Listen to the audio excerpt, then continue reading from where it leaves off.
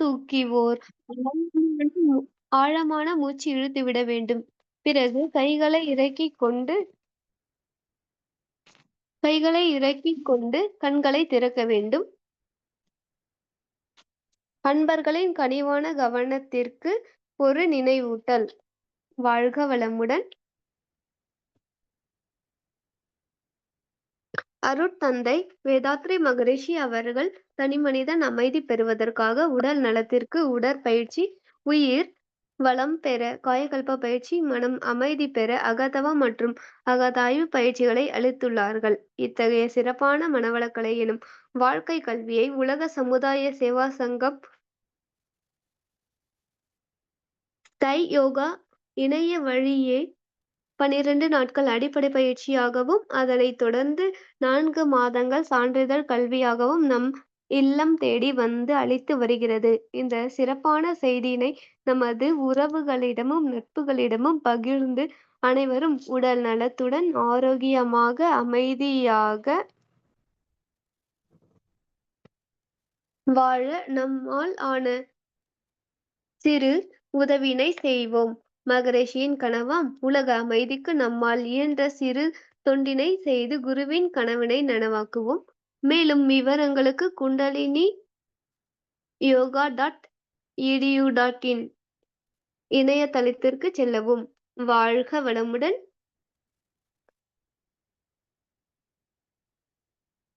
இன்று இணக்கம் என்ற தலைப்பில் சிந்தனை விருந்து வழங்க பேராசிரியர் சரஸ்வதி அம்மா அவர்களை அன்புடன் அழைத்து அமர்கிறோம். வாழ்க வளமுடன்.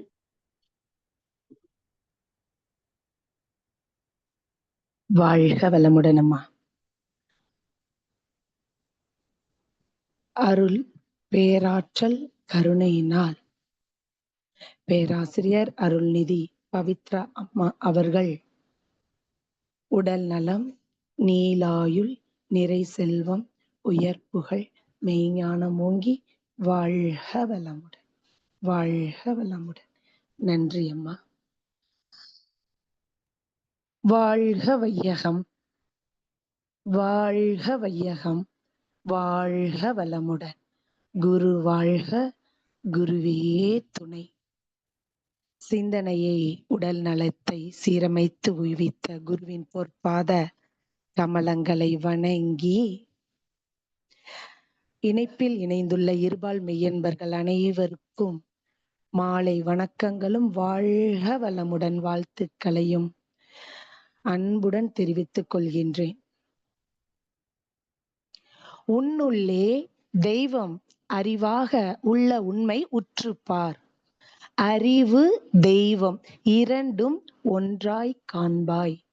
உன்னுள்ளே அறிவு தெய்வமாக உணர்ந்திட்டால் உலக மக்கள் அனைவருமே ஒத்த நண்பர்கள் ஆவர் அப்படின்னு மகான் ஒரு கவிதையில சொல்லியிருக்காங்க.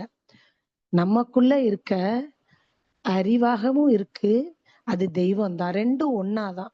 அதை யாரு பாக்குறா? பார்த்துட்டோம்னா வெளியில வேறுபாடு தெரியாது. அப்ப உணரணும்னா இந்த இணக்கம் தேவைங்க. நமக்கு எப்படி உணர்ந்துக்க முடியும், ஏத்துக்க முடியும்? அறிவு தெய்வம், அறிவுதான் தெய்வமா இருக்குன்னு உணரணும் அப்படின்னா இந்த இணக்கம் நமக்கு தேவை. அந்த இணக்கம்னா என்ன, அது எப்படி இணைச்சுக்கலாம்னு தெரிஞ்சுக்கணும். நாம யாரு யாரு கூட இணைஞ்சுக்கணும்னு நமக்கு குரு சொல்லி கொடுத்திருக்காங்க. மனதை கொண்டு உன் செயலை, இன்ப துன்ப உணர்வுகளை எல்லாம் உள் இருந்து வாங்கி கருமையத்துல வச்சு உன் மனசு உள் திரும்ப ஒவ்வொன்றாய் காட்டி உன்னை வழி நடத்துவதுதான் உண்மை தெய்வம் அப்படிங்கிறாங்க. நம்ம செய்யற செயல்ல அது இன்பமா இருந்தாலும் சரி, துன்பமான உணர்வு வந்தாலும் சரி, உள்ள இழுத்து வாங்கி வச்சுக்குது. யார் வச்சுக்கிறா? கருமையம். சரி, கொஞ்ச நேரம் அமைதியா இருக்கமே, தவம் பண்ணலாமேன்னு மனச உள்ள திருப்புறோம், ஒன்னொன்னா அனுப்பும். நாம செஞ்சோம் இல்லையா இன்ப துன்ப உணர்வு, அது எல்லாம் இன்ப துன்பம் வருவதற்கு காரணமா செயலை நம்ம செஞ்சிருக்கோம் இல்லைங்களா? 5 புலன்களை பயன்படுத்தி அதை எல்லாத்தையும் வரிசையா ஒன்னொன்னா அவுத்து விடுவாங்க. பாத்தீங்கன்னா சொல்லுவாங்க, அப்படி வழி நடத்தும். அப்ப நாம செயல்ல கவனமா இருக்கணும். அப்ப செய் தொழில்களில் இறை நீதியை உணரணும். பிணக்கு இல்லாம அதன் வழியே செயல்படுவதுதான் கர்ம யோகம். இறை நீதிய உணர்ந்துக்கங்க. பிணக்கு வேண்டாம். பிணக்கு இல்லாம இருந்தா இணக்கம் கிடைச்சிட்டு போகுது. பிணக்கு இல்லாம இருந்தா இணக்கம் தானா வந்துருங்க. ஏன்னா, ஒருத்தவங்களோட நாம சேர்ந்து இணங்கி வாழணும்னா, எவ்வளவு எதிர்பார்ப்பு. இப்ப கல்யாணம்னு யாருக்காவது கேட்டு பாருங்க, அந்த பொண்ணுங்களுக்கு எப்படி மாப்பிள்ளை வேணும்? அல்லது அந்த மாப்பிள்ளை கிட்ட கேட்டு பாருங்க, உனக்கு எப்படி பொண்ணு வேணும் அப்படின்னு. ஏகப்பட்ட கண்டிஷன் சொல்லுவாங்க பாத்தீங்கன்னா. ஏன்னா, அவங்க மனம் ஒத்து ஒரு வீட்டுல வாழணும் இல்லைங்களா? பல வருடம். அப்ப மன பொருத்தம் பாக்குறாங்கல்ல, இணஞ்சு இருக்கணும்னு பாக்குறாங்கல்ல.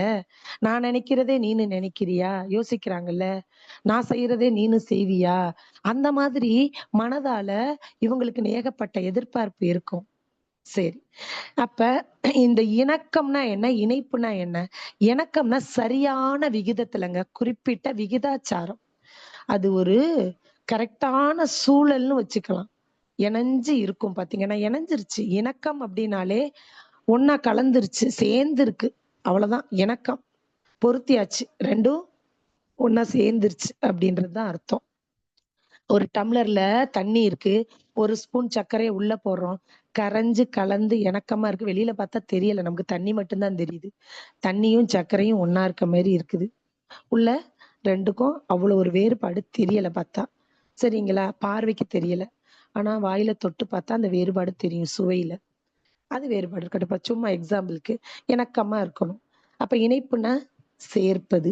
இனிமே தான் இணைக்க போறோம். ஒரு பொருள இன்னொன்னோட ஒரு செய்ய போறோம். அந்த வயர் எடுத்து இதுல ஜாயின் பண்ண போறோம்.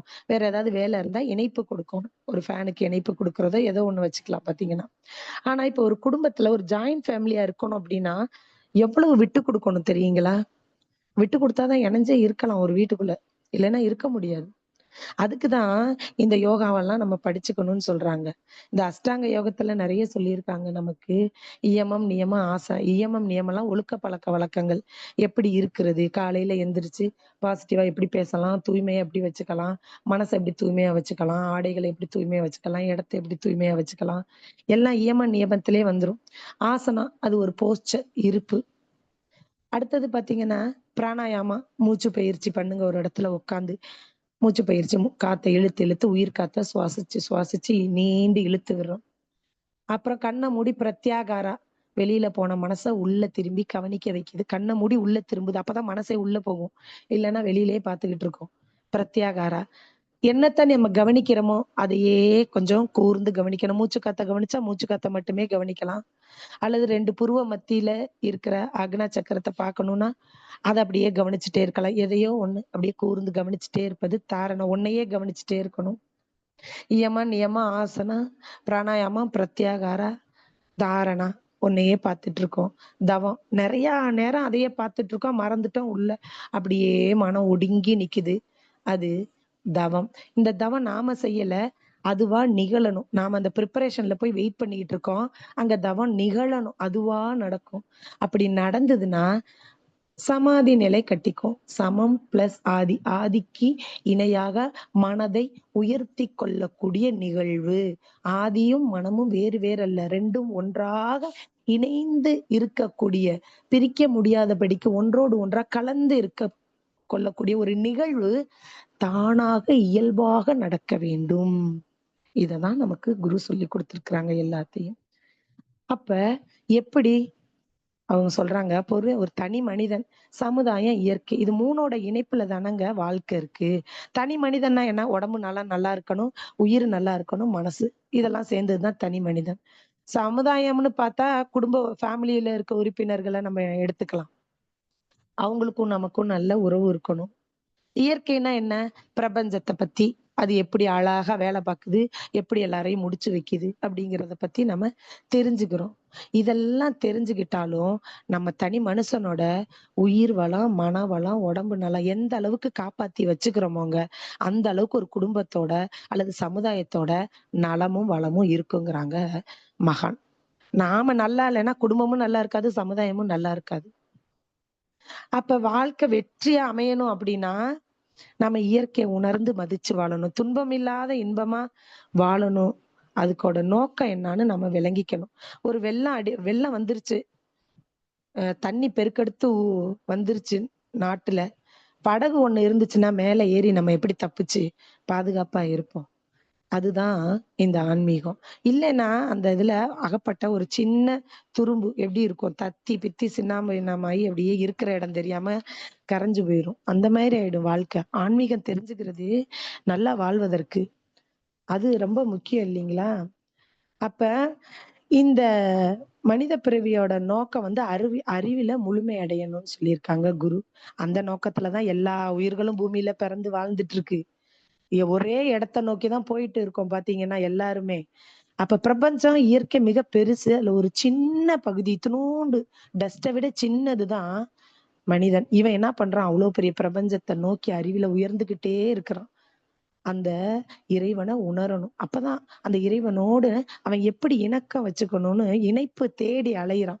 இணைப்பு எப்படி செய்றதுன்னு தெரிஞ்சா, இணக்கம் தானா நடந்துரும் பாத்தீங்கன்னா. அப்ப இணைப்பு வைக்கணும். அப்ப சுத்தவெளி அப்படிங்கிற இறைநிலையிலிருந்து வந்த மனுஷன், அவனோட பூர்வ நிலை ஜென்மம். நம்ம எங்கிருந்து வந்தோம்ன்னு உணர்ந்துக்கிறது தான் வீடு பேரு, முக்தி அப்படின்னெல்லாம் சொல்றாங்க. அப்படி அடையும் போது அவங்க அறிவு முழுமை அடைஞ்சிருச்சுன்னா, அவ்வளவு சந்தோஷமா இருக்குமாம். அந்த பேரின்பத்த வார்த்தையில விவரிக்கவே முடியாதாம். அப்ப வார்த்தையில சொல்ல முடியாதுன்னா, நமக்கு இன்னொருத்தர் எப்படி சொல்லி புரிய வைக்க முடியும்? நாமளா முயற்சி பண்ணி செஞ்சா தானங்க அது நமக்கு நிகழும். அந்த வேதாத்திரியே இறை உணர்வு பெறுவது எப்படின்னு நமக்கு சொல்லிக் குடுத்திருக்கு. அதுபடி நாம பாடுபடணும். மனம் அதோட உயிர்ல ஒடுங்கி தவம் பண்ணணும். உயிர புடிச்சுக்கிட்டே போனா இறைநிலைய புடிச்சிடலாம். அப்படி போனா நம்ம அத புடிச்சுட்டோம் இல்லையா? அப்ப இணக்கங்கிறது வந்துரும்.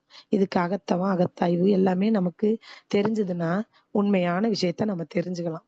உடம்பு போயிருச்சுன்னா உயிரும் போயிடுது. உயிர் போயிடுச்சுன்னா, அப்புறம் எங்கிட்டு போய் மெய்ஞான இறைநிலைய சிந்தனையில நம்ம ஈடுபடுறது? உடம்பு எவ்வளவு முக்கியம்? சொல்லுங்க. அப்ப இறைவனோடு நான் இணக்கமாக நான் வேறு, எனது அறிவு வேறு, எனது இறைநிலை வேறு இல்ல. 2ம் ஒண்ணா இணைக்கணும்.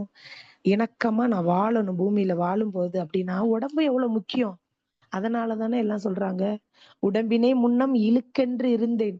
உடம்பினுக்குள்ளே உறுபொருள் கண்டேன்." உடம்பினுக்குள்ளே உறுபொருள் அந்த சுத்தவெளி, இறை கண்டு பாத்துட்டாங்க. "உடம்பிலே உத்தமன் கோவில் கொண்டான் என்று உடம்பினை யான் இருந்து ஓம்புகின்றேனே" திருமந்திரத்துல சொல்லி புலம்புறாரு. முன்னாடி தான்ப்பா இது பாவத்தோட சுமை இந்த உடம்புன்னு நெனச்சேன். ஆனா இறைவன பாத்துட்டேன். அது கோவில். அத பேணி காத்துக்கிட்டு இருக்கணும். அப்ப உடம்புக்கும், உயிருக்கும் இடையே பிணக்கு வந்துருச்சுன்னா நோய் வந்துருங்க. வேற ஒண்ணும் இல்ல. எதுக்கு நம்ம இணக்கமா அது கூட இருக்கணும்? பக்கத்து வீட்டுக்காரங்க கூட இணக்கமா இருந்தா சண்டை வராது. வீட்டுக்காரோட இணக்கமா இருந்தா சண்டை வராது. கேட்டதெல்லாம் வாங்கி தருவாரு. சொந்தக்காரங்களோட இணக்கமா இருந்தா போயிட்டு வந்து 1 வாரம் உட்காந்து ரெஸ்ட் எடுத்துட்டு வரலாம். இணக்கமா நம்ம யாரு கூடயும் இல்லைன்னா எப்படி வாழ முடியும்? ஆனா நமக்குள்ள இருக்க உடம்புக்கும், உயிருக்கும் சண்டை போட்டுக்கிடுச்சுன்னா நோய் வந்துருமே! அப்ப அத பார்த்துக்கணும் அப்படின்னு சொன்னா, எப்படி மழை நீரு, கடல் நீரு, இந்த ஆத்து நீரு எல்லா தண்ணியும் இருக்குல்ல, எல்லாம் எங்க போகும்? கடல் தான் திரும்ப அடையும். அதே போல மனிதனோட முடிவு இறைநிலை அடையிறது தானே! அப்ப இவனோட வினை பதிவு அத கழிக்கணும். வந்துட்டான். உடம்புல வினை பதிவு வந்துருச்சு. கருமையத்திலே இருந்தே வந்துருச்சு. அப்பையில இருந்தே. ஏன்னா உயிர் தான் வந்து உடம்ப கட்டிக்கிட்டு பிறந்துருச்சு. அதான் வினைப்பதிவே ஒரு தேகம் கண்டாய்ன்னு பட்டினத்தார் சொல்றாங்க. ஆனா இந்த இறைநிலைய அடையறதுக்கு இந்த வினைப்பதிவு தடையா இருக்கு. அப்ப தடையா இருக்கிறத நீக்கணும்னா, நம்ம வாழும் போதே உடம்ப நல்லா பார்த்துக்கிட்டு வினைப்பதிவுகள போக்கிக்கிறதுக்கு, இந்த உயிர் உடம்புல நல்லா சுத்தி வரணும் இல்லையா? ஆனா அந்த உயிர் என்ன பண்ணுது? புலன் மயக்கத்துல போய் சிக்கிக்குதுங்க. வந்த நோக்கத்த மறந்துட்டு ஜாலியா இருக்குறாங்க. எந்த நோக்கத்துக்கு வந்தோமோ, வினைய கழிக்கிறதுக்கும், உடம்ப நல்லா பார்த்துக்கிறதுக்கு உண்டான வேலைகள செய்யல. வீண் வம்பு பேசிக்கிட்டு, புலன்கள்ல இன்பம் இருக்குன்னு நெனச்சுக்கிட்டு, சாப்ட்டா சாப்பிட்டுக்கிட்டே இருக்கது. எந்த ஹோட்டல்ல ஆர்டர் போடலாம். சினிமா பார்த்தா பார்த்துட்டே இருக்கது. விடிய விடிய 2, 3 மணி வரைக்கும் சினிமா பார்த்து டிவி பார்த்துட்டு இருக்கது. இல்ல கம்ப்யூட்டர் பார்த்துட்டு இருக்கிறது. சின்ன இன்பங்கள். ஒரு பொருள் வாங்குறதால டூர் நெனச்சுக்கோங்க சுத்திக்கிட்டே இருப்பாங்க டிராவலு. ஏதோ ஒண்ணு அதிகமா ஓவரா செய்யறத சொல்றாங்க. மகான் தேவைக்கு செய்யறது வேற. வே அதிகப்படியா செய்றது.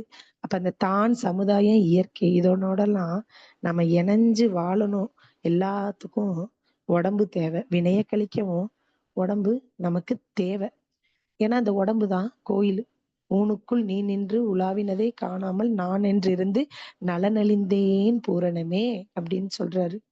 ஏன்னா அந்த உடம்பு இறைநிலை உரைகின்ற ஆலயம், கோயிலா இருக்கு. இது எல்லாத்துக்குமே உடம்பு. இப்ப உடம்பு வளத்தை பேணி பாதுகாக்கணும். அப்பதான் ஆன்மீக பயணத்தை நாம வெற்றியோடு நாம முடிக்க முடியும். ஆன்மீக பயணம். இல்லைன்னா எத்தனை ஜென்மங்க எடுத்துக்கிட்டே உட்கார்ந்து இருக்கிறது. இந்த உடம்பு, உயிர், மனசு எல்லாம் ஒண்ணோட ஒண்ணு நெருங்கிய தொடர்பு இருக்கு. உடம்பு இல்லைன்னா அதுல உயிர் இருக்காது. உயிர் இல்லைன்னா அது உடம்பு நிக்காது. உடம்பு சிதைஞ்சு போயிரும், அழுகி போயிரும், நாற ஆரம்பிச்சிரும். உடம்பு, உயிர் 2ம் இணைஞ்சிருந்ததுன்னா தான் அங்க மனசுங்கிறது சுத்தம் செயல்படும். உடம்பும் உயிரும் இருக்கிறவங்க கிட்ட தான் மனசு செயல்படும். இந்த உடலு, உயிரு நெறையா காலத்துக்கு வச்சிருக்கிறதுக்கு வினைப்பதிவுகள கழிச்சுட்டு, அந்த இறை உணர்வ பெறுவதற்கும், முழுமை பெற்று அடைவதற்கும் மனசு மிக முக்கியமான காரணமா இருக்கு. ஆனா, அந்த மனசு வளமா இருக்கா அப்படின்னு பார்க்கணும். அத பொறுத்து தான் உடம்பும், உயிரும் நல்லா இருக்குமா? இப்ப சொல்லுங்க, மனசுல தேவையற்ற கவலை, பயம் என்னென்னமோ இருக்கு இல்லீங்களா? விரக்தி, சோர்வு, ஒரு எதிர்பார்ப்பு, அப்படி வந்துரலாம், இப்படி வந்துரலான்னு கனவு மேல கனவு கோட்டை கட்டி சுமக்கிறது. அவங்களுக்கு அத செய்யணும், இவங்களுக்கு இத செய்யணும், எனக்கு இத வாங்கணும். தேவையே இல்லங்க. நமக்கு என்ன தேவை? தற்சோதனை செஞ்சு பாருங்க. நமக்கு என்ன தேவைன்னு. உடம்ப நல்லா வச்சுக்கணும்னா, தேவையற்ற சிந்தனைகள தூக்கி வெளியில கொட்டிடணும். அப்படி சிந்தனைகள் ஒவ்வொரு சிந்தனையும் ஒரு கனமான இரும்பு மாதிரி நெனச்சுக்கங்க. எவ்வளவு தூரம் ஒரு நாளைக்கு சிந்திக்கிறீங்க?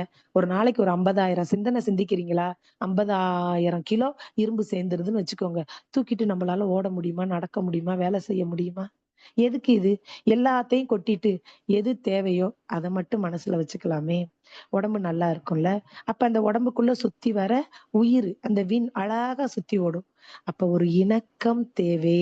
உடலுக்கும், உயிருக்கும் ஒரு இணக்கம் தேவை. உறவு நல்லா இருக்கும். நட்பு சரியா இருக்கும். அப்ப உடம்பு நல்லா இருக்கும். அப்ப நம்ம உயிருக்கும், உடம்புக்கும் இணக்கம் தேவை. நாம போய் மத்தவங்கள்ட்ட இருக்கிறத விடுங்க. நமக்குள்ளேயே எல்லாத்துலயும் ஒண்ணுனால ஒண்ணு பாதிப்பு வந்துரும் இல்லன்னா. உடம்புக்கும், உயிருக்கும் சண்டை வந்துருச்சுன்னா நோய் வந்துருது. உடலுக்கும், உயிருக்கும் இனிமையான உறவும், நட்பும் நீடிச்சா வாழ்க்கை சுகமா இருக்கு. உடம்பும் நல்லா இருக்கு, மனசும் நல்லா இருக்கு, அமைதியா இருக்கு. இல்லன்னா உடம்புக்கும், உயிருக்கும் பிரிவு வந்துரும். பிரிவு வந்துருச்சுன்னா மரணம். முடிஞ்சு போச்சு சீனு. இதெல்லாம் நமக்கு தேவைங்களா? அப்ப இந்த இணக்கம்ங்கிறது நமக்குள்ள அந்த எண்ணங்கள் கொதிக்க கூடாது பாத்தீங்கன்னா. அதான் சொல்லுவோம், தலை சூடாகி போச்சு யோசிச்சு யோசிச்சும்போம். ரொம்ப யோசிக்காதீங்க. ரிலாக்ஸா இருங்க. ஒருவரு அவரோட குடும்பத்தையும், சமுதாயத்தையும் உடம்பு நல்லா இருந்தா தான் பார்த்துக்க முடியும். உங்களுக்கு கடமை ஜாஸ்தி இருக்கு. இல்ல அப்ப அந்த நோக்கம் வாழ்க்கையோட நோக்கத்தையும் அவங்க நிறைவேத்திக்கணும். குடும்பத்தையும் பார்த்துக்கிட்டு, சமுதாயத்தையும் பார்த்துக்கிட்டு. அதுக்கு உடற்பயிற்சி பண்ணுங்க. அளவா உழைங்க. தேவையான அளவு தூங்குங்க. புலன் இன்பத்துல அளவு முறை கடைபிடிங்க. சத்தான உணவுகள்லாம் சாப்பிடுங்க. மருத்துவ செலவெல்லாம் தேவையில்லைல. கைப்பொருள் வேற நம்ம சேர்த்து வைப்போம். கஷ்டப்பட்டு கரைஞ்சு போயிரும் பார்த்தீங்கன்னா. இப்படி எல்லாம் இருந்தீங்கன்னா உடல் நலம் தாங்க நிறைவான செல்வம். அப்ப நம்ம பிறருடன் இணங்கி இருப்பதை விட, நம்முள் இணக்கமாக இருக்கணும். உடம்போடு, உயிரோடலாம் இணக்கமா இருக்கணும் பார்த்தீங்கன்னா, அப்ப நோய் வராமல் இருப்பதற்கு நாம எப்படி சாப்பிடணும், எப்படி இருக்கணும் அப்படிங்கிறத நீங்க தான் முடிவு பண்ணணும். மகான் சொல்லிட்டாரு, எவ்வளவோ சொல்லிட்டாரு. அதன்படி ஒரு முதல் உயிர் மொத எப்படி வருதுன்னா, அழகா சொல்லியிருப்பாரு குருபிரான். நம்ம பஞ்சபூதம்னு சொல்றோம் இல்லைங்களா? நிலம், நீர், நெருப்பு, காற்று, ஆகாயம் அப்படின்னு இந்த 5 பௌதீக பிரிவுகளும் ஒரு முறையான இசைவான விகிதத்துல அது இசைவான விகிதத்துல சேருதாம். ஒரு குறிப்பிட்ட ரேஷியோ. அந்த ரேஷியோ தெய்வீக விகிதாச்சாரம்னு சொல்றாங்க. எந்த அளவு எடுக்குறாங்கன்னு தெரியாது இறை. அந்த அளவு நிலத்த கொஞ்சம், நீர கொஞ்சம், நெருப்ப கொஞ்சம், காற்ற கொஞ்சம், விண்ண கொஞ்சம் எடுத்து ஒரு இசைவான விகிதத்துல சேர்ந்தபோது, அதுல ஒரு இணக்கமான காந்த களம் உருவாகுதாம். ஃபர்ஸ்ட்டு. அப்பேற்பட்ட அந்த காந்த களம் தெய்வீகமான விகிதாச்சாரத்துல எடுத்து அமையும்போது, அந்த அமைப்புக்குள்ள தனித்தனியா சுத்திட்டு இருக்கு இல்லைங்களா? அந்த விண்துகள், அந்த அது என்ன பண்ணுது? உள்ள நுழைஞ்சு சுற்றோட்டமாக சுத்தி வருது. உள்ள நுழைஞ்சதோட இல்லாம சுற்றோட்டமாக சுத்தி வருது. அப்படியே நுழைந்து, ஓடி அந்த மாரி தன்மை வருது. அப்படி ஒண்ணு சுத்துது இல்லையா? அந்த சிறப்பான விண்துகள் சுத்தி வருது இல்லையா? உள்ளுக்குள்ள அந்த காந்த களத்துல, இணக்கமான காந்த களத்துல. அந்த நாள் தான் முதலில் உலகில் தோன்றிய அந்த உயிர். அந்த உயிர் தோன்றிய முதல் நாள். அது எந்த நாளுங்க? நமக்கு என்ன தெரியும் சொல்லுங்க? Circulation of free energy particles in a circuit is called life force அப்படின்னு மகான் சொல்றாங்க. அப்ப இணக்கமான காந்தக்குளம். நாமளே பாருங்க, ஒரு குழம்பு வைக்கணும்னா இத கொஞ்சம் அத கொஞ்சம் அத கொஞ்சம் போடுறோம். கரெக்டா ஒரு சாம்பார் வைக்கணும்னா இவ்வளவு பருப்பு போடணும், இவ்வளவு தண்ணி வைக்கணும், இவ்வளவு உரப்பு போடணும், இவ்வளவு புளிப்பு போடணும், இவ்வளவு உப்பு போடணும், கட்டினா இவ்வளவு காய் போடணும். காயில கூட அளவு முறை இருக்குல்ல. போட்டாதானே கம கம கமன்னு சாம்பார் நமக்கு வருது. அது ருசியா வாயில அள்ளி வச்சா நாக்கு ஏத்துக்கணும். இணங்கணும். இந்த சாப்பாட வாயில வச்ச உடனே நாக்கு ஏத்துக்கணும் அந்த சாப்பாட ருசிய. ஏத்துக்கிட்டு, ஆஹா! அருமையா இருக்குன்னு சர்டிஃபிகேட் பண்ணும். இல்லன்னா, போ என்ன சாப்பாடு செஞ்சிருக்க நீ? சொல்லிருதா ஒரே க்ஷணத்துல? அப்ப அந்த தெய்வீக விகிதாச்சாரம் எந்த வருஷத்துல, எந்த இடத்துல, எப்ப அமைஞ்சதோ இயற்கை, அன்னைக்கு தான் முதல் உயிர் வந்தது. அப்ப காந்த ஆற்றல் எங்கு சுத்திக்கிட்டு இருந்தாலும் பார்த்தீங்கன்னா, துல்லிய சமதள சீர்மைங்கிற ஒரு இயக்க நியதிப்படி அந்த காந்த அலையில மையத்துல ஒரு திணிவு ஏற்படுமாம். அதுதான் கருமையம். தோசை ஊத்துறத நெனச்சுக்கோங்க. ஒரு கரண்டி மாவ ஊத்துவோம். அப்படியே கரண்டி அப்படியே தேய்ப்போம். விளிம்பெல்லாம் லேசா இருக்கும். நடுவுல தோசை கொஞ்சம் உப்பலா இருக்கும் இல்லைங்களா? அந்த சென்டர் தான் கருமையம். அப்ப உயிரற்ற பொருளாக இருந்த அந்த சின்ன உருவத்துல கருமையங்கிற அந்த காந்த நிலை திணிவு வந்தவுடன், அது உயிரினம் அல்லது ஜீவன் அப்படின்னு சிறப்பா அது பெயர் வந்துருச்சு பார்த்தீங்கன்னா. அப்ப ஆதி காலத்துல இந்த விண்களோட தொகுப்புல அந்த ஜீவகாந்த ஆற்றல் தான் கரு மையமாகிய காலம் தான் இந்த ஜட பொருள்ல இருந்து உயிர் பொருள் வந்த காலம். எப்பேர்ப்பட்ட தத்துவத்த இந்த பாமர மனுஷனுக்கு புரியிற மாதிரி குருபிரான் வேதாத்திரி ஐயா அவ்வளோ அழகா நம்மளுக்கு தெய்வம், நம்மளுக்கு தெய்வமே தெய்வத்தை பத்தி விளக்கி வச்சுட்டு போயிருக்கு. நமக்கு தெரியுமா? உயிர் எப்படி வந்துச்சு எப்படின்னா எதுன்னு நமக்கு எங்கெங்க தெரியும் சொல்லுங்க. அப்ப எவ்வளவோ இருக்கே. இதெல்லாம் நாம உட்கார்ந்து யோசிச்சு பார்த்தோமா?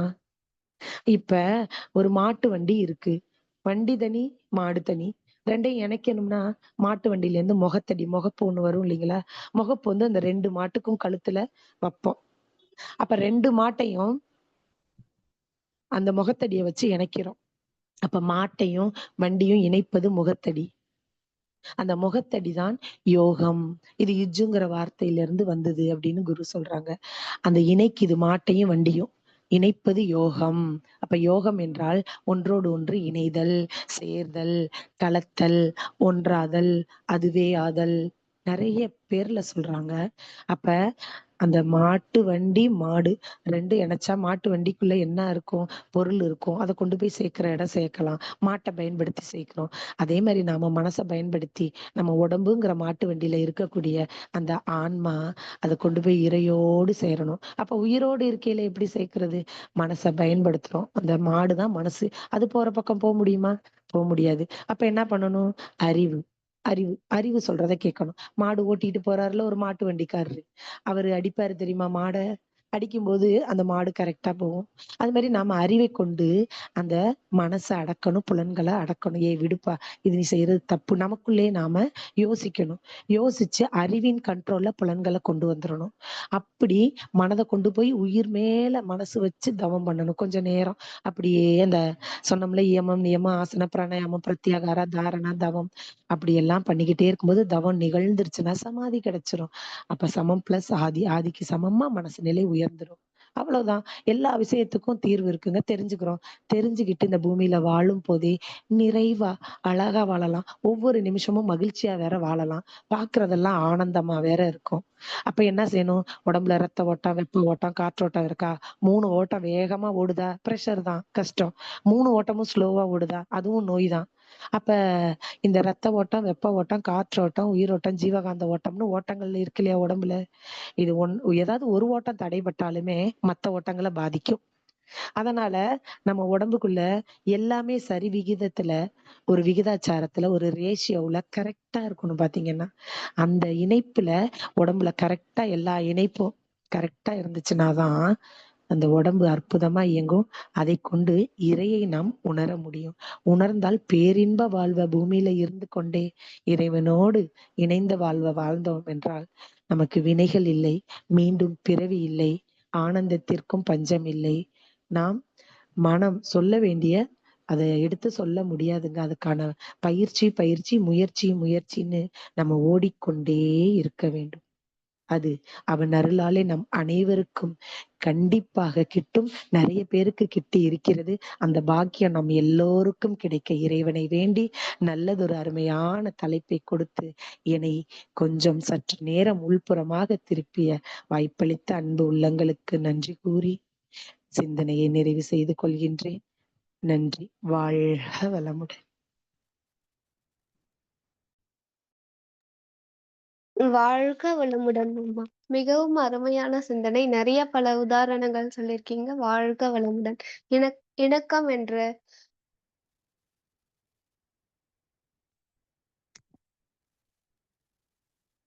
து அருட் பே பேராசிரியர் அருள்நிதி சரஸ்வதி அம்மா அவர்களும் அவர் தம் அன்பு குடும்பமும் அருட்பேராற்றல் கருணையினால் உடல் நலம், நீளாயுள், நிறைசெல்வம், உயர்புகழ், மெய்ஞானம் ஓங்கி வாழ்க வளமுடன். வாழ்க வளமுடன். ஸ்கை ஆன்லைன் மெடிடேஷன் தினசரி